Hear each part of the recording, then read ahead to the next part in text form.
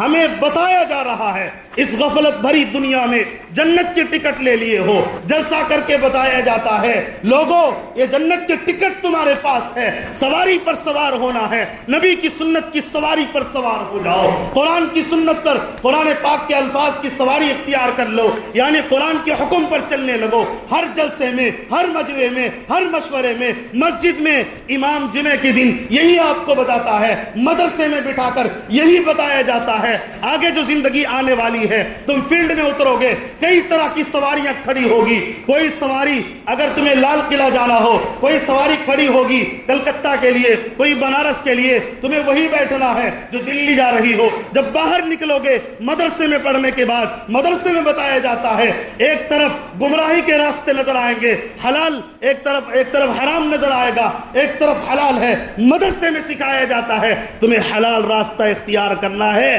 حلال خوری کرنی ہے اور حلال کاروبار کرنا ہے، حلال کمائی بھی کرنی ہے اور حلال طریقے پر زندگی گزارنا ہے، تبھی تم جنت میں پہنچو گے۔ اگر تیرے پاس ٹکٹ موجود ہے، جنت کی ٹکٹ موجود ہے، لیکن اگر تم نے سواری جنت کی نہیں لی ہے تو سیدھا جہنم میں پہنچو گے، وہاں سے پہنچنے کے بعد واپسی بہت مشکل ہے۔ اس لیے ہمیں بتایا جاتا ہے آج جو پروگرام ہونے والا ہے قریب آ چکا ہے، اس کے انتظار میں ہم لوگ ہیں،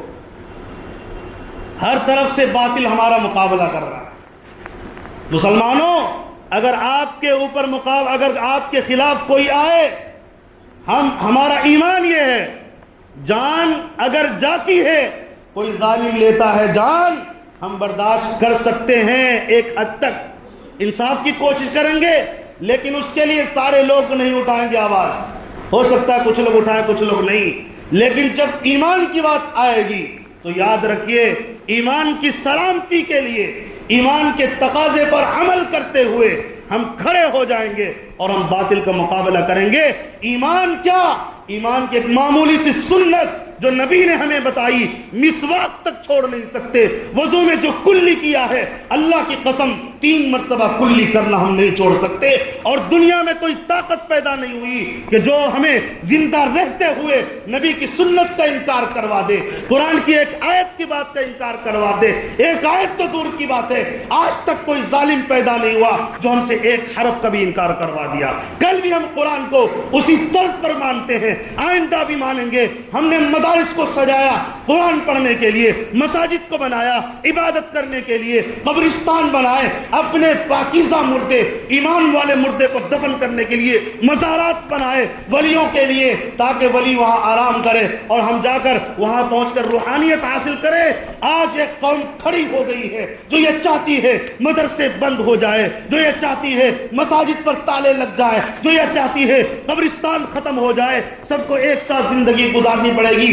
ایک طریقے پر، گمراہی کے راستے پر۔ کل بھی ہم نے ان ظالموں کا مقابلہ کیا تھا، صحابہ کے دور میں تم کیا مشرک ہوگے، تم کیا کافر ہوگے، تم سے زیادہ سخت ابو جہل ابو لہب کافر تھے جو نبی کی علامات کو، نبی پاک علیہ الصلوۃ والسلام کے معجزے کو دیکھ کر بھی ایمان میں داخل نہیں ہوتے تھے۔ وہ نبی اور صحابہ کا ایمان نہیں چھین سکے۔ اللہ کی قسم بتائیے ہم اپنے ایمان کی حفاظت کریں گے یا نہیں کریں گے؟ صحابہ نے کیا تھا، ہم بھی کریں گے۔ مدارس کی حفاظت صحابہ نے کی تھی، ہم بھی کریں گے۔ صحابہ کرام نے مساجد کی حفاظت کی تھی، ہم بھی کھڑے ہیں۔ اتوار کے دن پٹنہ کے گاندھی میدان میں اسی آواز کو بلند کرنے کے لیے ہمارے درمیان بڑے بڑے علماء آ رہے ہیں، نبی کے وارثین آ رہے ہیں، سب ایک جگہ جمع ہو کر آواز بلند کرنی ہے، حکومت سے صاف کہہ دینا ہے دیکھو جان لینا ہے لے لینا، لیکن مساجد پر اگر حملہ ہوگا برداشت کل بھی نہیں کیا تھا اور آج بھی نہیں کریں گے،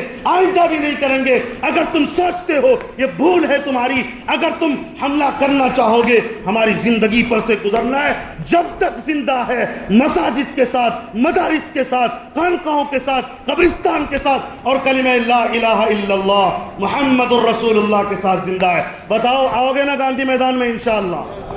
ضرور آئیں گے۔